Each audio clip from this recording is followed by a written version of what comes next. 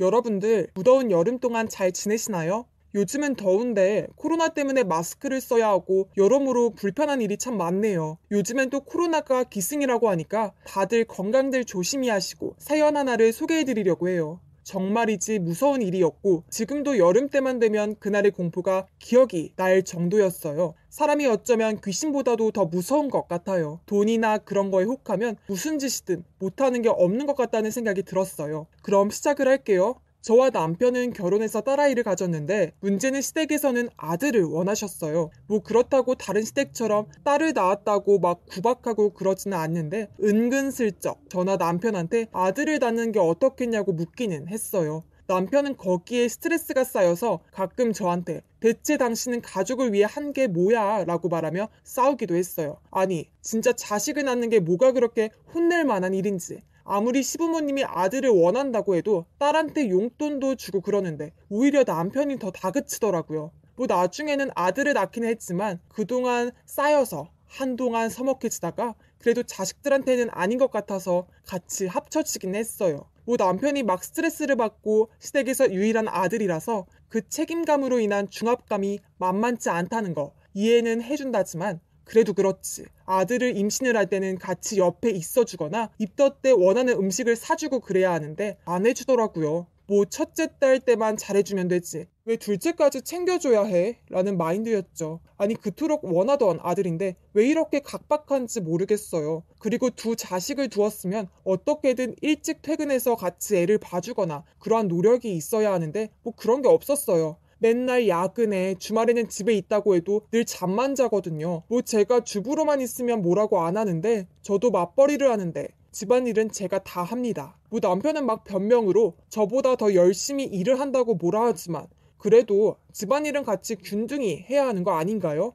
안 그래도 출산을 하고 난 뒤에 몸이 예전 같지도 않고 직장에 다시 취직해서 적응하기도 힘든데 집안일까지 하니 몸이 10개라도 모자르고 애들 2명까지 커버를 하면 정말이지 죽을 맛이었죠. 뭐 근데 저한테만 그러느냐 하면 부모님은 고사하고 시부모님한테도 좀 관심이 없더라고요. 시댁에 행사가 있으면 항상 남편이 피곤하고 힘들다고 아니면 아프다고 늘 핑계를 대며 빠지고 항상 제가 두 아이를 이끌고 시댁에 내려가서 거기 친척들이 제가 이 시댁의 장녀인 줄로 착각할 정도였어요. 시부모님은 워낙 바쁜 아들한테 뭐라 하지는 않았지만 굉장히 서운해하시고 그랬어요. 아무리 그래도 한 번이라도 얼굴을 봐야 하는데 그 정도 시간이 없누. 그러게 무슨 일이 많길래 저래 라고 한탄을 하시는데 정말이지 제가 봐도 답답하더라고요. 심지어 아이들도 아버지는 왜 자기들하고 놀지 않냐며 뭐라 하기도 했어요. 그렇게 오랫동안 지속되니까 이제는 아이들이 남편한테 아빠 하며 앵기지도 않게 되면서 오히려 남편이 와도 인사하러 나오지도 않고 그러더라고요. 남편은 그런 거는 싫어해서 아무리 그래도 너무한 거 아니냐고 하는데 가는 게 있으면 오는 게 있는 건데 언제는 놀아달라고 하면 항상 피곤하다고 바쁘다면서 친구랑 약속은 자주 하고 그러는데 누가 좋게 볼까요? 이것 때문에 부부싸움을 참 많이 했어요. 아니 여보, 이럴 거면 혼자 살지 왜 결혼을 했어? 애들이 왜 당신을 무시하는지 몰라서 물어? 좀 애들하고 친해져봐. 시간을 만들지를 못해? 바쁘다더니 나만큼 바쁘냐고. 아니 여보, 당신이 내가 하는 게 무엇인지 잘 모르면서 어디서 말대꾸야. 요즘 스트레스로 아무것도 하기 싫은 상태니까 건들지 좀 마. 아무것도 하기 싫은 상태? 남편이 그 정도면 저는 아예 땅속으로 들어가야겠네요. 저보다 그렇게 바쁜 것도 아닌데 너무 뻔뻔하더라고요. 그래서 감정의 골은 점점 깊어져만 가고 서로에게 너무 힘들어하며 지내니까 정말 짜증이 났었죠. 부모님들과 친구들도 대체 남편이라는 작자는 뭐하는 인간이길래 가정에 관심을 주지 않느냐며 일부 과격한 친구들은 차라리 이혼을 하는 게 어떠냐고 묻더라고요. 저는 에이 그 정도는 아니야 라고 나무랐지만 솔직히 결혼한 게 아니었죠. 만약에 저와 남편 사이에 두 아이가 태어나지 않았다면 아마 각 집에 살거나 심하면 이혼을 하면서 살아갈 것 같다는 생각은 자주 들었죠. 뭐 그래서 지금 상황 때문에 바로 이혼하자는 건 아니에요. 이미 두 아이가 있는데 이혼을 하면 이 아이들한테 죄가 되는 것 같아서 가능한 최대한 오랫동안 유지되기만을 바랄 뿐이죠. 그렇게 간절한 소망을 하루하루 겨우 연명하고 보내고 있을 무렵 그 소망을 박살내버린 사건이 터지게 되었죠. 어느 날 제가 집에서 저녁을 준비하는데 남편이 갑자기 회식이 잡혔다고 그래서 할 수 없이 두 아이들과 같이 밥 먹고 놀아주고 아이들을 재우고 하며 쉬고 있을 때 전화가 오더라고요. 혹시 땡땡 사모님 맞으시죠? 남편 회사 동기더라고요.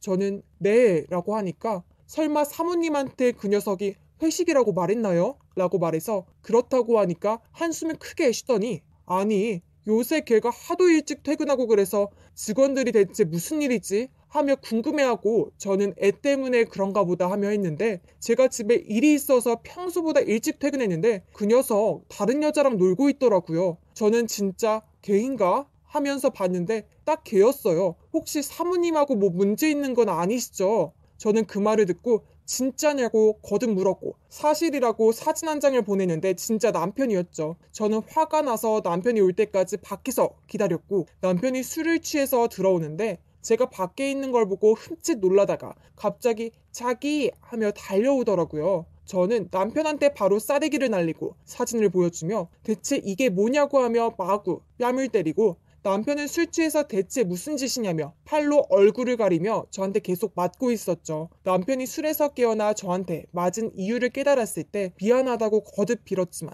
저는 화가 나서 두 아이를 데리고 친정으로 가버렸죠. 친정도 이 사실을 알고 있었고 한동안은 남편은 사람 취급을 안 해주었죠. 시댁에서는 저보고 고생을 한다며 미안하다고 늘 말했고요. 그렇게 각자 따로 살게 되었고 남편하고는 주말마다 아이 보러 온다고 약속을 했는데 이런저런 핑계로 안 보고 그러니까 이제는 아이들이 아빠가 원래부터 없는 게 아니냐고 말하는 걸 들으니 정말이지 서글프면서도 화가 났었죠.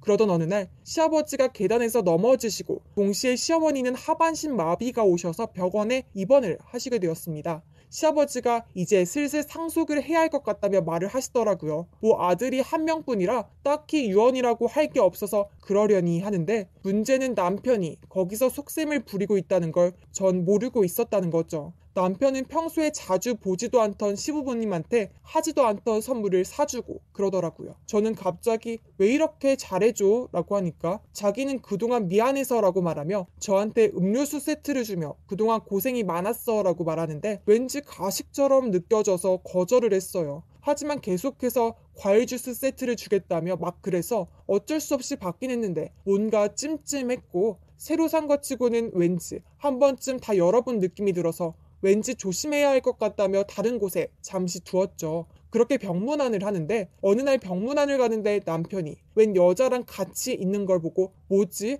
하다가 무슨 얘기를 하는 것 같아서 숨어서 엿들었는데 당신 아버지 어머니 언제 죽어? 그러게 저 정도면 돌아가시는 거 일도 아닌데 요 근래 내가 주는 주스 같은 거 못 마시겠다고 하더라고. 아니 그 무슨 독극물 같은 걸로 주입해서 계속 드시면 된다고 하면서 너무 오래 걸려. 그러게 더군다나 아내도 눈치를 챘는지 내가 주스에 독을 넣었는데 안 마시는 것 같더라고. 이왕이면 애들한테도 먹이길 고대했는데 자기가 너무 포장을 꼼꼼히 하지 않아서 그런 거 아니야? 내가 봐도 허술하던데. 역시나 이것들이 저와 시댁을 죽이려고 이렇게 병문안으로 효도하는 척하며 다가온 거였어요. 솔직히 그 상간녀 말대로 포장이 이상한 거 맞았어요. 아까 한 번쯤 열어본 것 같다는 생각이 든 게 그거였거든요. 하지만 제가 이래봬도 눈칫밥으로 먹고 사는 편이라서 미리 대화 녹음을 해두었고 그걸 당당히 남편과 상간녀 앞에 서서 녹음한 걸 들려주었죠. 두 명 다 새파랗게 얼굴이 질려서 도망을 치더라고요. 뭐 도망을 쳐봤자지. 왜냐면 저희 아버지가 변호사시거든요. 그걸 아버지한테 들려주니 천인공노할 놈이라고 말하며 당장 어떻게든 감옥에 보내겠다고 해주었고 그놈들은 살인 미수 같은 걸로 고소를 진행을 했죠. 그놈들 조사받으라는 우편이 날라오니까 바로 부모님과 저한테 와서 미안하다고 하는데 자기 부모님을 죽이려는 사람과 공범을 용서해줄 사람이 있을까요? 심지어 아이까지 죽이려고 했는데 그래서 저는 쓰레기를 던지며 당장 꺼지라고 했고 아버지는 골프채로 이놈을 하며 달려드는 걸 어머니는 겨우 말리셨죠. 그 둘은 형사소송은 물론 민사소송까지 다 걸리면서 피를 말리며 결국은 징역형을 10년 이상으로 받게 되었죠. 지금은 감옥에 있어요. 언제는 남편이 한 번만 용서해달라며 자식만큼은 보고 싶다고 하는데 한 번 자식을 죽이려는 사람을 두 번 다시 못 믿고 이미 아이들한테서 아버지라는 존재는 없어진 지 오래거든요. 그래서 남편이 감옥에서 보내는 편지를 받자마자 바로 버려버리고 다른 집으로 이사를 가니까 편지가 다시는 오지 않더라고요. 그러면 혹시 시부모님은 어떻게 됐냐고 하실 분들이 있을 텐데 다행히 두 분 건강히 잘 지내고 계세요. 시아버지는 얼마 전 재활 치료를 끝내고 잘 걸어 다니시고 시어머니는 하반신 마비는 여전하시지만 그래도 나머지는 정상일 정도로 건강한 상태이세요. 현재 두 분은 제가 모시고 있고 무사해서 참 다행이라고 생각을 해요. 진짜 사람이 이렇게 무섭다는 걸 알게 되었네요. 어쩌면 귀신은 그에 비교하면 굉장히 착한 것 같네요. 자기 부모와 아내, 자식까지 죽이려는 사람. 혹여나 사이코패스냐고 하는데 다행히 남편은 그 정도는 아니라고 경찰에서 말하는데 뭐 하는 행동은 사이코 수준이라서 사이코패스 아니라고 해도 더 무섭네요. 전 그때 진짜 제대로 여름 공포 체험을 한 거였죠. 이게 영화로 보는 거하고 실제로 경험한 거는 하늘과 땅 차이라서 이제는 웬만한 공포 이야기는 그냥 넘어가게 되더라고요. 다시는 몸까지 서리게 하는 그 공포를 직접 체험하고 싶지는 않네요. 지금은 그저 아이들이 건강히 자랐으면 좋겠다는 소망만 있을 뿐이고요. 지금까지 제가 보내는 사연이었습니다. 그럼 다음에 또 만났으면 하네요. 여름 시원하게 보내세요.